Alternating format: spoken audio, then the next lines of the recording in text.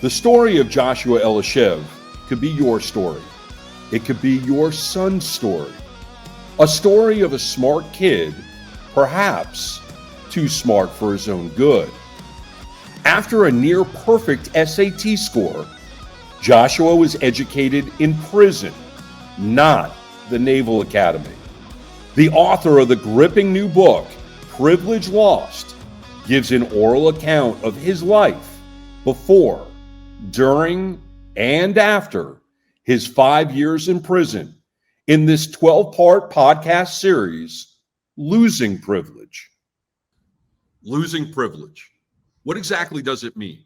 What exactly happens in life where you can go from privilege to losing it and losing all of it and then getting it back?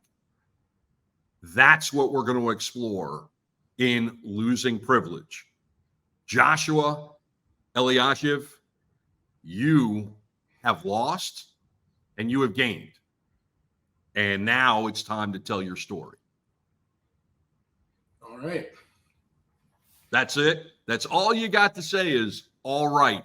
After everything you've been through in your life, that's what you got to say for yourself. All right. There's a lot to say. Where should we start? Let's start from the beginning. Let's start with childhood. All right. Do you have a specific question? You want me to just start at the beginning? Well, I have a lot of specific questions, but let's start at the beginning. Okay. I was born. God, you gotta love it. If that hadn't happened, we wouldn't be here. So that's a good situation. Let's start where you were born, where you grew up. Okay. I was born in Massachusetts, a fairly well-off suburb just outside of Boston. I spent the first 8 years of my life in Franklin, which is definitely a nicer suburb. My parents relocated us to Southwest Florida. I was eight and a half years old. My younger sister had a health concern that she couldn't be in the cold anymore. So we came to Florida. My grandparents lived down here on both sides. So it was the place to go. We relocated to Venice, Florida. My aunt lived in Venice. My grandmother and grandfather lived 15 minutes away in Inglewood, and my dad's mom lived in Boca on the east coast of Florida. So about 2.5, 3 hours away. So you moved to Florida. You got family everywhere. You started in Franklin, like you said, a very nice suburb of Boston. You moved to Venice, which is a pretty nice part of Florida, the beaches, the sun, the fun, everything. You continue to grow up in relative privilege. And as you grow up, what are your interests? Well, moving to Florida was actually kind of a shock. I skipped a grade in Massachusetts right before coming to Florida. And they wanted to skip me 2 grades, but they didn't want to set precedent because it had never been done before. So I finished second grade, went on summer vacation, started 4th grade in the fall. Halfway through 4th grade, we moved to Florida in December, right around the holidays. I started 4th grade in Florida in January. And they were just starting to do the stuff that I had finished at the end of 2nd grade in Massachusetts. So there was a huge shock there for me. And I ended up being really bored in school. So books were my thing. I spent a lot of time at the library. I surrounded myself with books. I didn't know anybody. Everybody in our neighborhood had been there since they were little kids. They all knew each other, 8, 9, 10 years old, but they've been friends since 2 or 3, preschool together. And I never really connected with them, but I connected with books. And my mom would go to the library every week, and she would bring back 7 to 10 books, usually in the young adult, teen, or even into the adult range. I'm an 8, 9-year-old kid, and I'm reading books meant for high schoolers and adults. So obviously you're an intellectual, and there is a high IQ in the equation, which is the reason why when you were in Massachusetts, you skipped a grade and possibly two, because they knew they wanted to challenge you and they knew you could handle the work.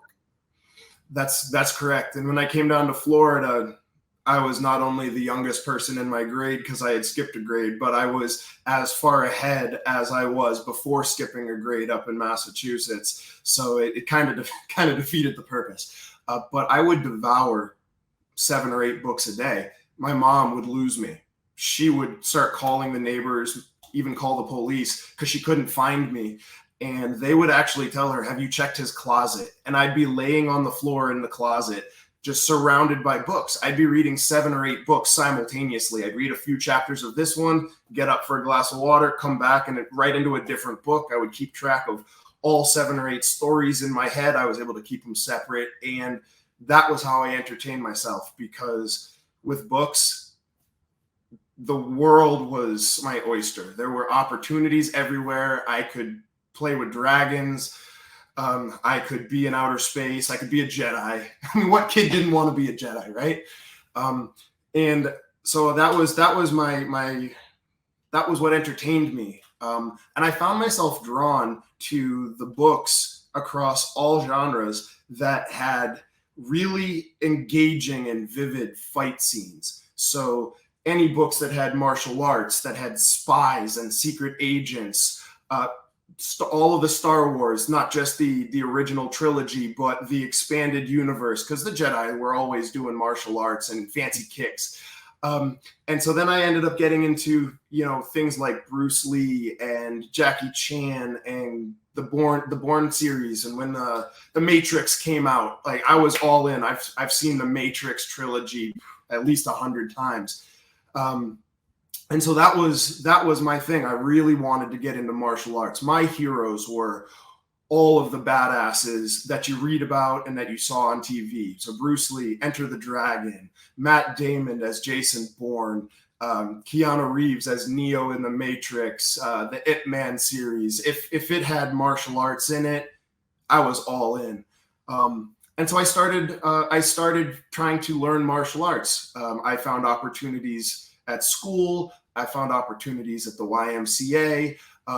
My extended family is Israeli, and so there's a large martial arts background in my extended family with Krav Maga and mandatory military service.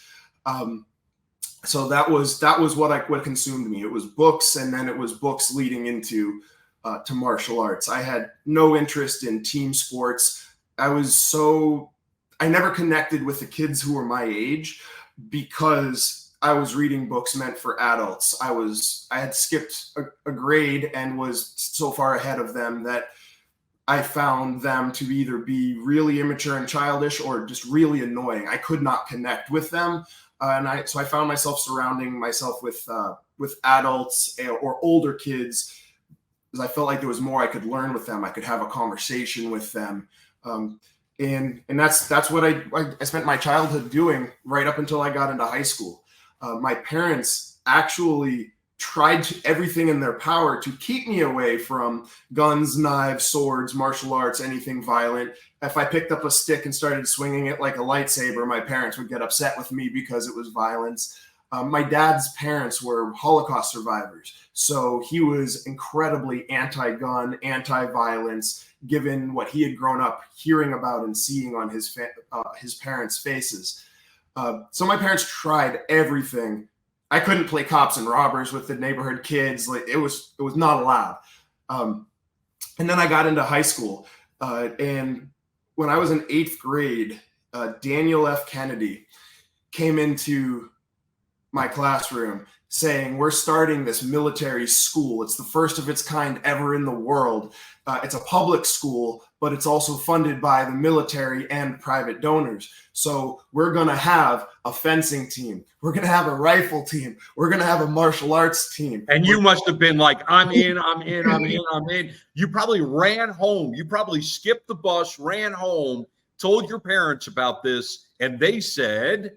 So my parents said, "Oh my God, we have been threatening you with military school every time you didn't do your chores or you didn't behave. You want to go? Yes. Where do we sign? And so I got my parents to sign up. I didn't mention the fencing, the rifle team, or the martial arts. I mentioned the uniforms and Civil Air Patrol and drill team and discipline and respect. And I mentioned all of those things. And my parents were like, we're going to have somebody whip this kid into shape. He's too smart for his own good. And they're going to show him what's what. Let's send him. And I was like, yes. Of course, the first thing I did when I got there was I signed up for the rifle team, the drill team, the fencing team, all the martial arts classes and programs and clubs. The school had a ton of really cool other stuff like crew, sailing, bagpipes, lacrosse. And I was like, nope, I want the guns. I want the swords. I want the martial arts. Was it really the first time in your education that you felt like you were in the right place? Absolutely. And I won't say that I felt like I was in the right place from an academic standpoint, because my memory, I've had a photographic or eidetic memory almost my entire life. I've been hit in the head enough times in adulthood that it's not as flawless as it once was. But as a kid, the academics never challenged me. I was the kid in the back of the classroom with my hand up before the teacher finished asking the question. You were that kid. I was that kid. I sat in the front row. I wasn't interested in the back. I wanted to be right up there with the teacher. They would ignore me and say, okay, you can put your hand down, Josh. Does anybody else have the answer? No. Okay, Josh, what's the answer? That was me. All of my straight A's, perfect 100s on everything. If I brought home a 99, it was the end of the world. Well, wait a minute. I got a question on that. Was it an end of the world for you or an end of the world for your parents? It started out being the end of the world to my parents, and it became the way I viewed myself. And by the time I graduated high school, I would be harder on myself than my parents were, because I'd come to expect it. What my parents would say to me is, you've shown us you can do better, so now we won't accept less. You set the bar here, there's no reason to ever be lower than that. So if I showed them that, for 6 months straight, I pulled straight A's, then there was no reason to ever come home with a B.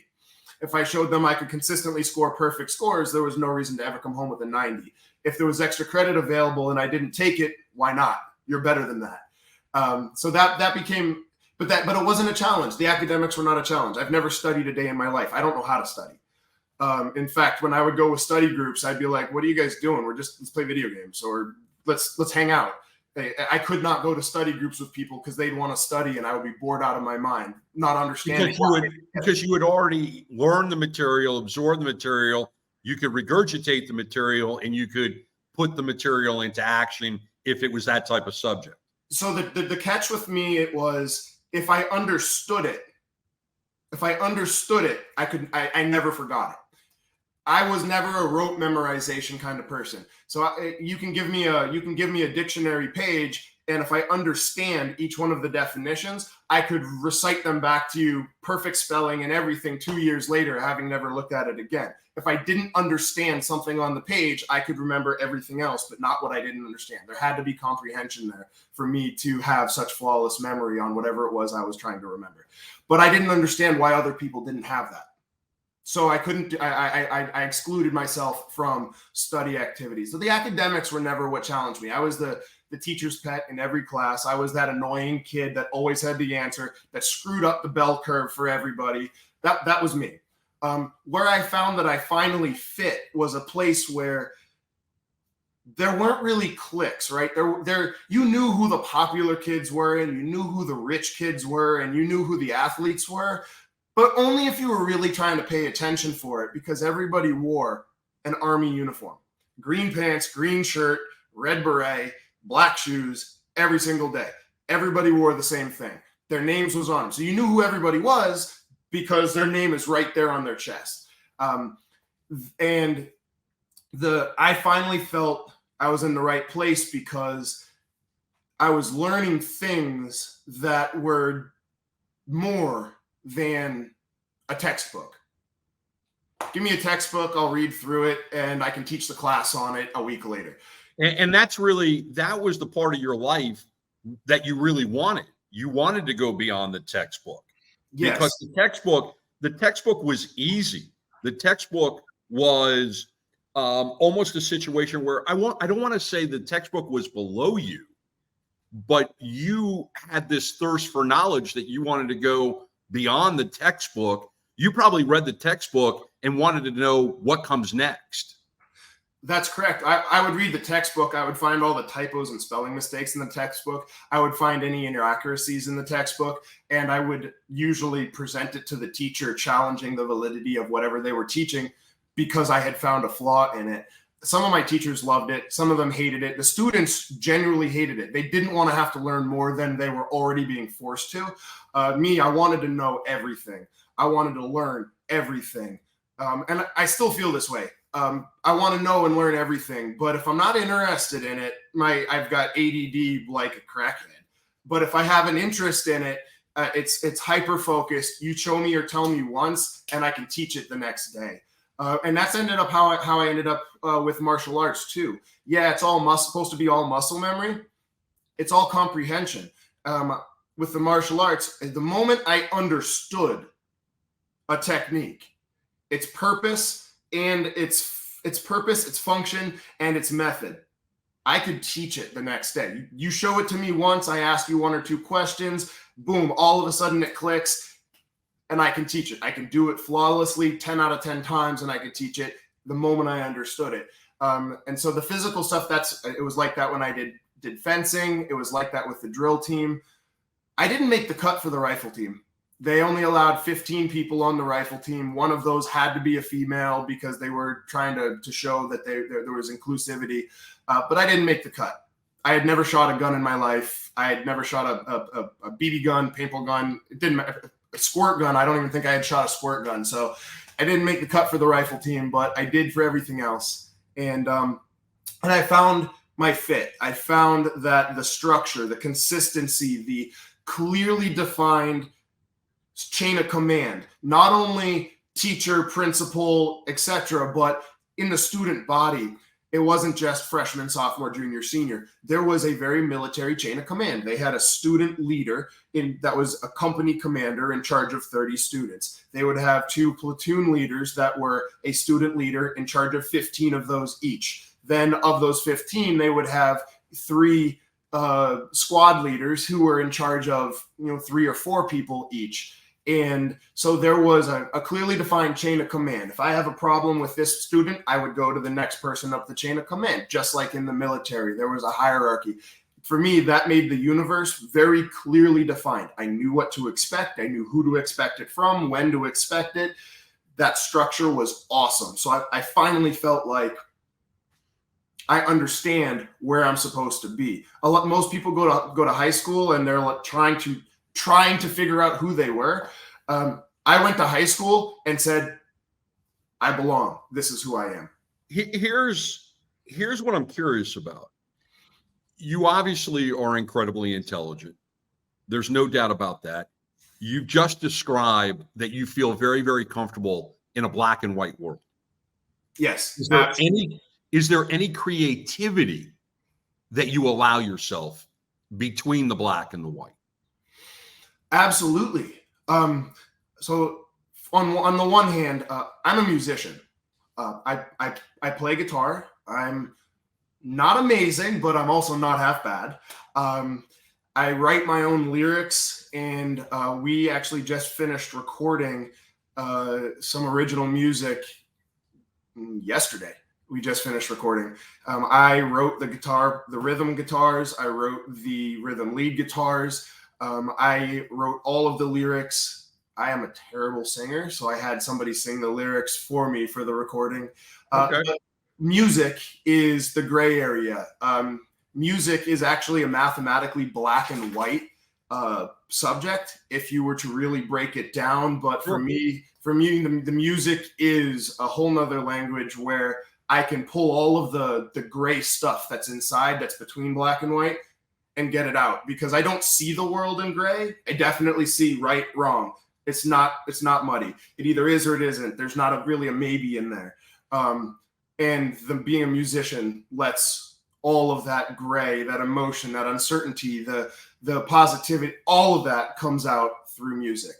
I used to draw and sketch. I was okay, but didn't really stick. But music has. I've been playing guitar for about 15 years now, both in band settings and privately, and that's my passion there. And my job for a living would also be very black and white, except I found myself in a very small section where it requires me to consistently think outside the box, where it can never be black and white. So even though I see the world in black and white and I'm comfortable in black and white, those are the two areas where I'm a troubleshooter. I'm a troubleshooter for a living, and I create music because I want other people to be able to experience what I hear and feel on the inside. So you live in a black and white world, but you see shades of gray. I do, but not all the time, right? For me, right and wrong, there is no gray. It's right, it's wrong. Okay. Well, let's talk about towards the end of high school. You had this academic career. You're finally in a position where the world makes sense. Academics are starting to make sense. You're clearly succeeding with nearly straight A's. You take your SAT score, you take your SAT because that's what you're supposed to do. That's the next part of the equation as you grow older, is you take the SAT and then you apply to colleges and you go to college. When you take the SAT, your score was? Just shy of perfect. I think I lost like 2 or 3 points for not showing my work properly, even though I got the right answer on one of the math problems.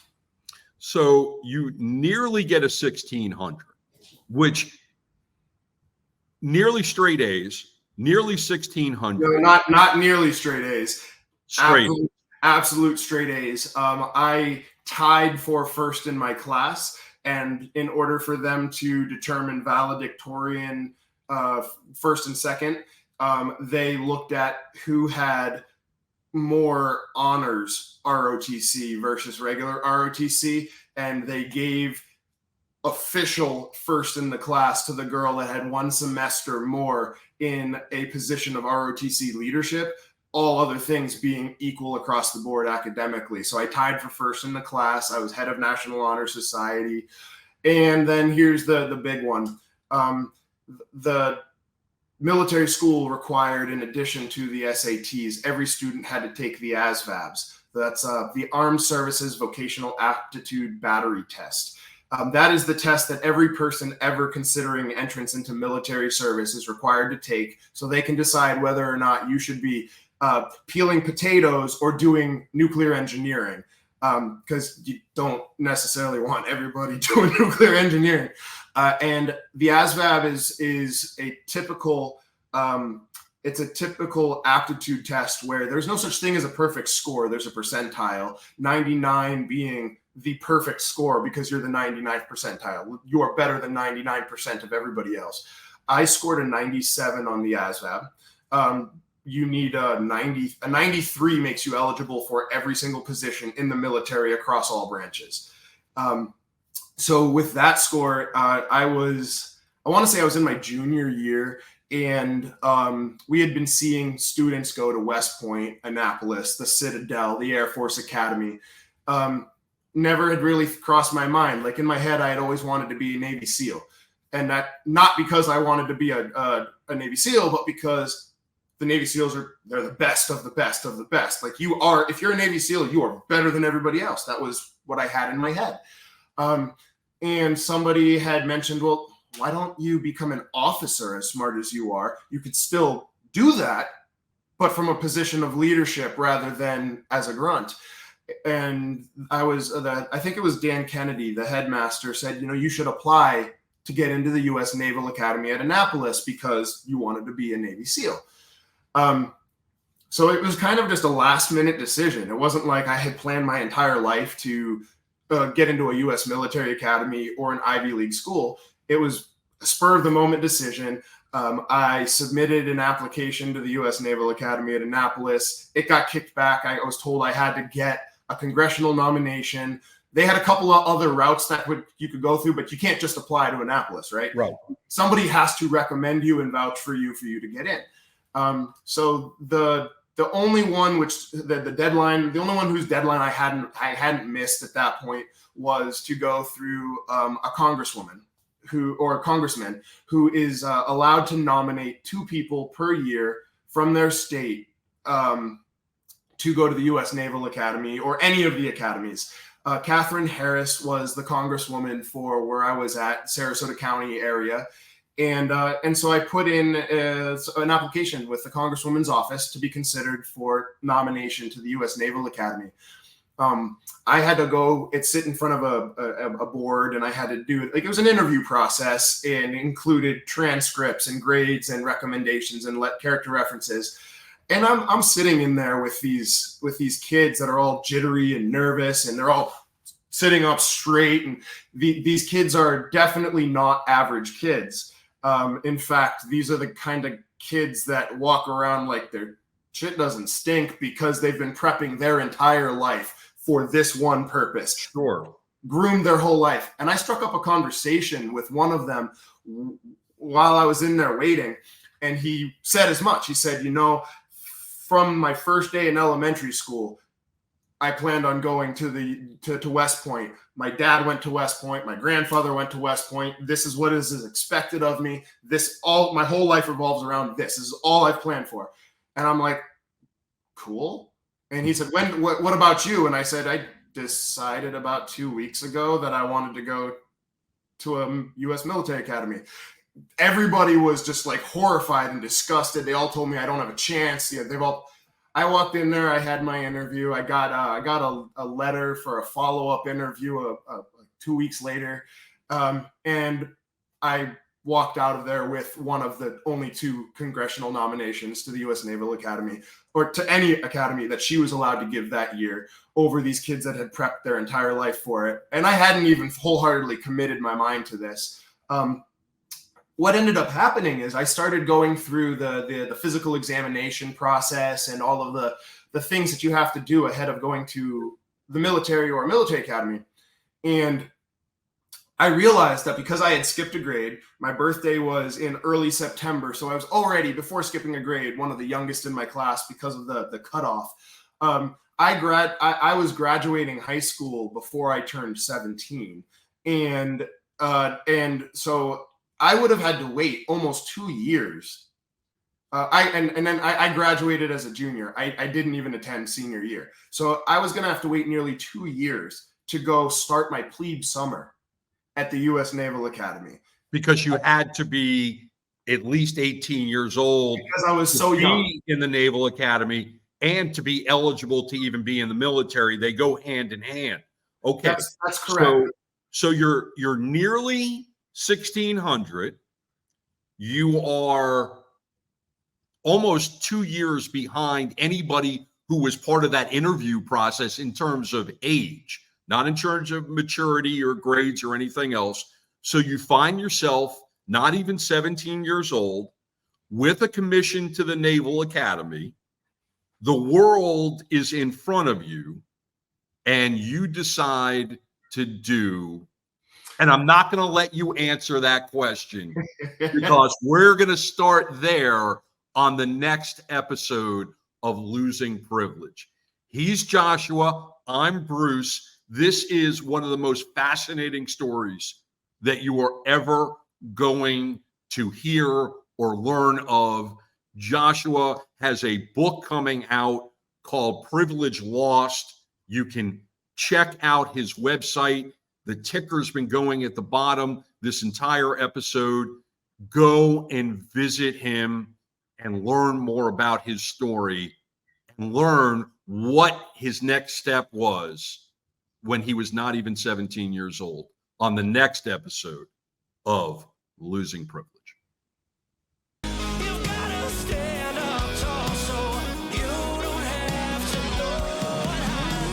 Losing Privilege is a 12-part podcast series telling the fascinating story of Joshua SHIV and his roller coaster life of success and deception, love and loss, and the determination to survive prison and build a life after nearly losing his own. Visit JoshuaElishiv.com. That's Joshua, ELYASHIV.com for details on his book, Privilege Lost, his music, and upcoming projects. And listen and watch all 12 episodes of his podcast, Losing Privilege.